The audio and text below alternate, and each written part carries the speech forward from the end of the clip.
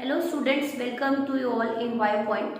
In today's segment, we discuss about rest means of biotic agency of pollination. In previous segment, we discussed about entomophily, how flower adapt according to attract different type of insect to carry out pollination.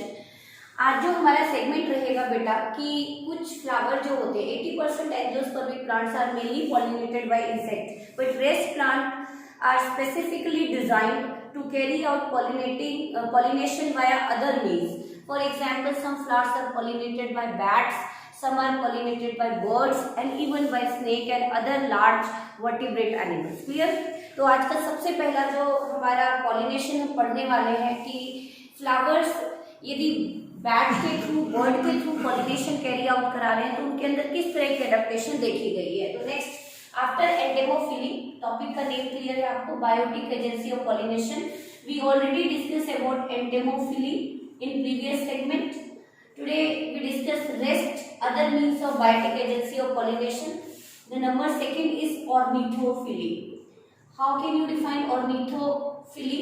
Ornithophily और ornithophilous flower are those flower which attract birds for pollination. यहाँ पे आप देखेंगे कि किस तरह की pollination carry out करा रहे हैं, देखते हैं. तो ornithophily is defined as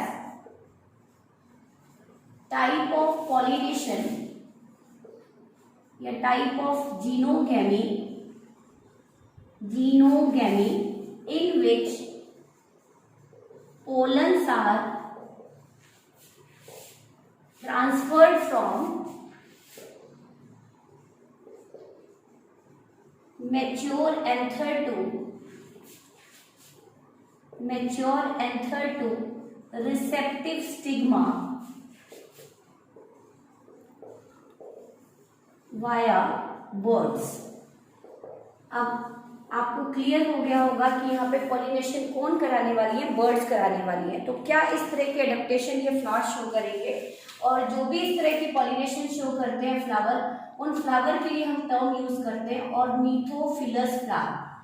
bird loving flower जो बर्ड्स को अट्रैक्ट कर रहे हैं अपनी तरफ ताकि वो बर्ड्स उनके अंदर क्या कैरी आउट कर सके? पॉलिनेशन कैरी आउट कर सके. एक classical example of ornithophilous flower आप देखेंगे. पहले हम इसके फीचर्स पे आ जाते हैं. जनरली ये फ्लावर्स कैसे होते हैं बेटा? लार्ज साइज के होते हैं. लार्ज साइज फ्लावर होते हैं. ये जनरली फनल शेप्ड होते हैं. शेप इनकी कुछ फनल शेप देखी गई है. जैसे आपने धतूरा फ्लावर देखा होगा, बॉटल ब्रश देखा होगा. उनके जो फ्लावर होते हैं वो कुछ कहें तो फनल शेप होती है ताकि बर्ड की बीक इजीली उस फनल में एंटर कर सके and they must produce large amount of nectar. तो सेकेंड प्रॉपर्टीज देख लेते हैं ऑर्निथोफिलस फ्लावर की, जो अट्रैक्ट कर रही है किनको? बर्ड्स को. Produce large amount of nectar as well as edible pollen. Sometimes some birds attracted toward pollen. Pollen के अंदर हम पढ़ ही चुके हैं, बहुत ज्यादा न्यूट्रिशनल वैल्यू होती है पोलन्स की और उसके तरफ अट्रैक्ट होते हैं. Generally flowers are brightly coloured, बहुत ही ब्राइटली कलर्ड होते हैं. रेड कलर के हो सकते हैं, येलो कलर के हो सकते हैं, ब्लू कलर के हो सकते हैं. brightly colored but often produce scent. generally odorless होते हैं, often produce scent. बहुत ज्यादा खुशबू नहीं होती, बहुत ज्यादा ऑर्डर प्रोड्यूसिंग फ्लावर नहीं होते. बस यहाँ पे मेजर जो है उनका कि उनके अंदर ज्यादा से ज्यादा किसकी प्रोडक्शन होती है? नेक्टर. आपने पढ़ा ही होगा, बहुत सारी बर्ड्स हैं जो पॉलिनेशन कराती हैं. And best pollinators in this category are hummingbird and sunbird. Hummingbird के बारे में आपने सुना भी होगा कि ये पर डे अपनी हाफ ऑफ बॉडी वेट जितना नेक्टर कलेक्ट करती है per day.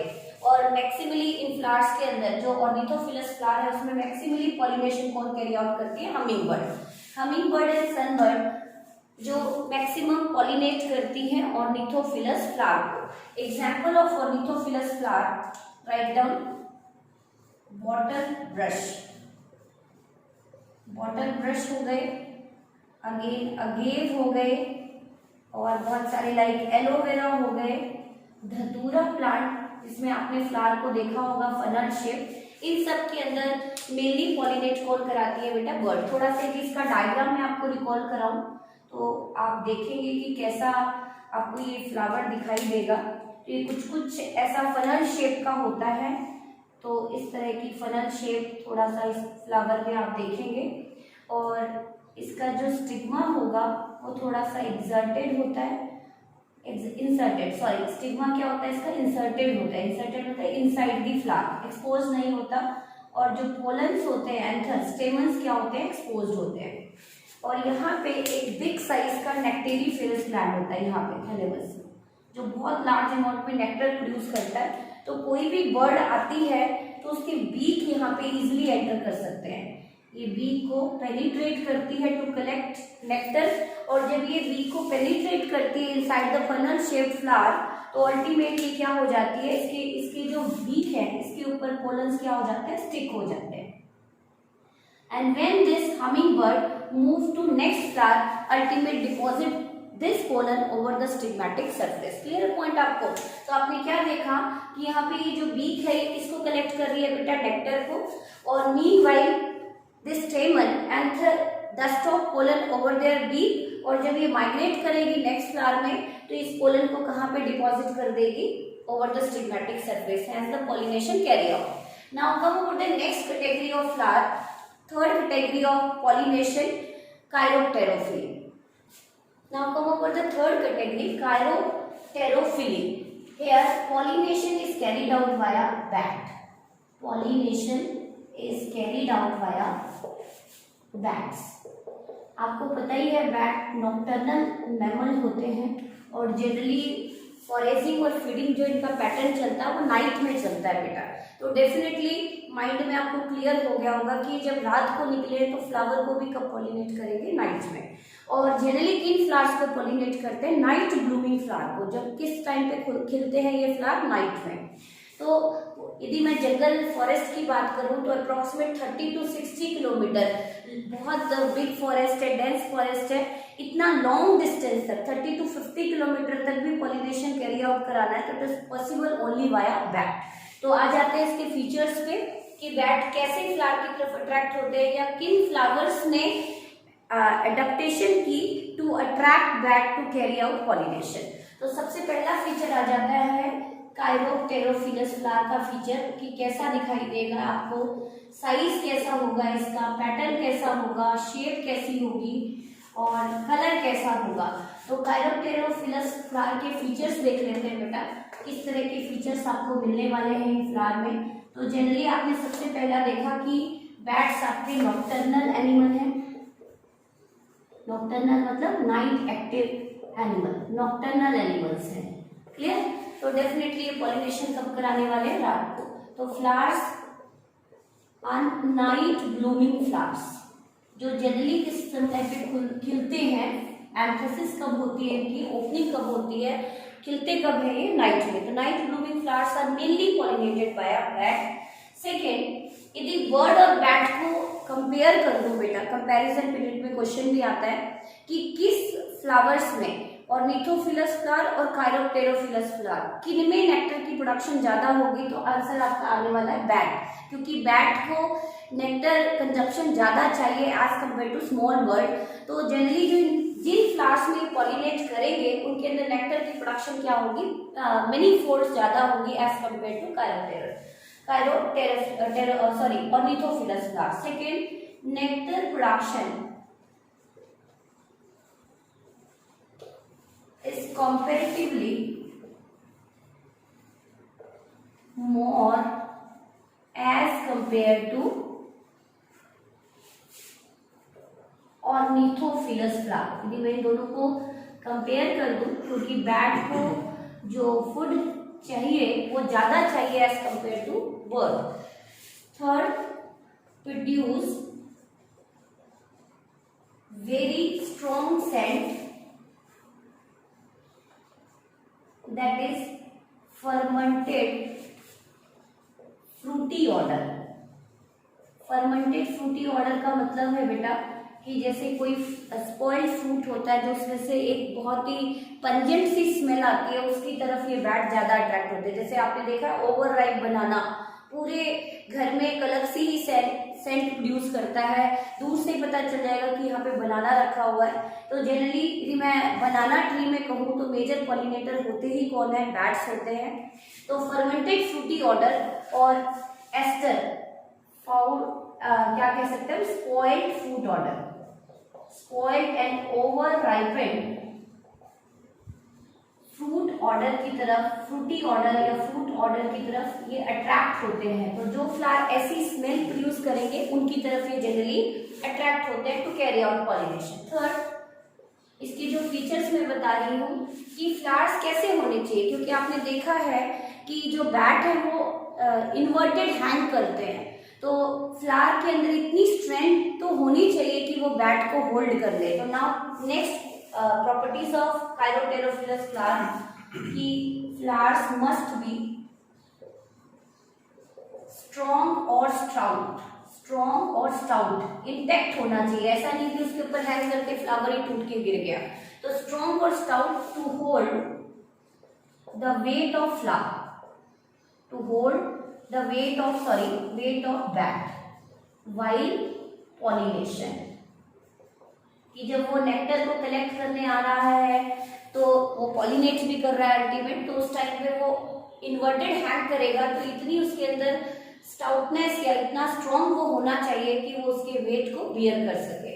Now come over the example of chiropterophilous flower, किन में होता है ये, तो carry out pollination in Bauhinia tree, kadam tree, सुना होगा आपने कदम का, कुछ लोअर क्लासेस में कहानियां पढ़ी होगी। कदम ट्री, बोहीनिया ट्री, बनाना प्लांट, बनाना ट्री, इन सबके अंदर पॉलिनेशन कौन कैरी आउट करते हैं बेटा, बैट कैरी आउट करते हैं। Now come over the other features of जिनके अंदर बायोटिक मीन से पॉलिनेशन होता है, शॉर्ट में ही हम लिखेंगे मिर्मेकोफिली, मिर्मेकोफिली, जिनमें पॉलिनेशन कौन कैरी आउट कराती है, ant. Here pollination is carried out via ant. हालांकि आंट भी आपके इंसेक्ट की कैटेगरी में आ गए, लेकिन हमने उसके लिए एक स्पेसिफिक लिया। हालांकि हमने कल के लेक्चर में जो पढ़ा था entomophily, ant also belong to insect, लेकिन हमने एक स्पेशल नेमिंग दे दी उसको myrmecophily. For example in our mango tree pollination mainly carry out by ant. Clear? Now the next one, melecophily. Meleco word is used for mollusk. Clear? तो यहाँ पे pollination कौन कैरी आउट करा रहे हैं, बहुत ही स्लो एंड स्लगिश एनिमल है आपके, वो पॉलिनेशन कैरी आउट करा रहे हैं। Here pollination is carried out by snails. Snails बहुत ही लेजी, स्लगिश और बहुत ही धीरे धीरे चलने वाला एनिमल है। और जनरली बीच एरिया में जो आपने एरम लिली देखी होंगी, स्नेक प्लांट देखे होंगे, उनके अंदर ये पॉलिनेशन कैरी आउट कराते हैं। तो carry out pollination in snake plant, जिसको हम कोबरा प्लांट भी कहते हैं, and arum lily. Now the next one, इसका एक और एग्जाम्पल लिखने बेटा एक पन्निक में आया था, काइगेरिया, काइगेरिया पिन्नेटा, ये इंपॉर्टेंट एग्जाम्पल है इसका। Malacophily. Now the last one is ophiophily, ophiophily. Here ophio term is used for snake, कि कुछ प्लांट के अंदर पॉलिनेशन किसके थ्रू होती है, स्नेक के थ्रू होती है। तो स्नेक भी पॉलिनेशन को कैरी आउट कराते हैं। Here pollination is carried out via snake and it is found in Santalum, Santalum plant, Santalum, sandalwood, sandalwood, जिसको आप चंदन का पेड़ भी कहते हो, चंदन ट्री। चंदन जो हम अपने मंदिर में यूज करते हैं टीका लगाने के लिए, बहुत ही स्ट्रॉन्ग सेंट होती है, बहुत ही मतलब स्वीट सी इसकी ऑर्डर होती है। तो उनके अंदर पॉलिनेशन कौन कराते हैं बेटा, स्नेक कैरी आउट कराते हैं।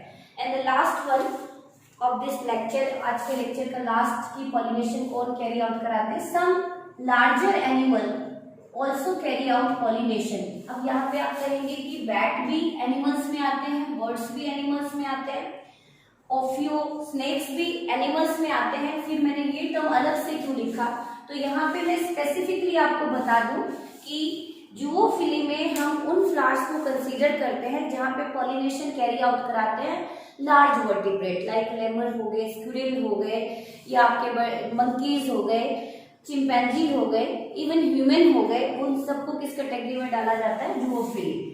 Here pollination is carried out via animals like higher vertebrates. यहाँ पे हम इनकी बात करें, higher vertebrates like lemur, monkey, chimpanzee, squirrel etcetera. तो आप एक लार्ज फॉरेस्ट और जंगल को कंसीडर करें तो वहाँ पे मेनली पॉलिनेशन या तो लार्ज वर्टिब्रेट के थ्रू होती है या बैट के थ्रू होती है। तो ये कुछ टर्म थे। डेफिनेटली यदि कोई बिग एनिमल अट्रैक्ट हो रहे हैं तो वो किसकी तरफ मेनली अट्रैक्ट होते हैं? बेटा फ्रूट की तरफ। और जब वो फ्रूट कलेक्ट करने जाते हैं या एडिबल नेक्टर को कलेक्ट करने जाते हैं तो वो फ्लावर को क्या करते हैं? पॉलिनेट। तो ये कंप्लीट अपना बायोटिक एजेंसी और पॉलिनेशन ओवर हो चुका है बेटा। नेक्स्ट सेगमेंट में हम एक बहुत ही इंटरेस्टिंग टॉपिक करने वाले हैं, आउट ब्रीडिंग डिवाइसेस। क्योंकि मैंने आपको स्टार्टिंग में बताया था ऑटोगेमी, जिटनोगेमी एंड जिनोगेमी कि यदि प्लांट के अंदर कॉन्टिन्यूस सेल्फ पॉलिनेशन चलती है तो आप देखेंगे कि कॉन्टिन्यूस सेल्फ पॉलिनेशन चलने से प्लांट के अंदर रेसेसिव ट्रेट एक्यूमुलेट होते हैं और उसको अवॉइड करने के लिए प्लांट अपने अंदर कुछ एडेप्टेशन करता है, कुछ चेंजेस लेके आता है to favour more and more cross pollination. तो in next segment we done a very interesting and very important topic for next segment, outbreeding devices. Thank you so much.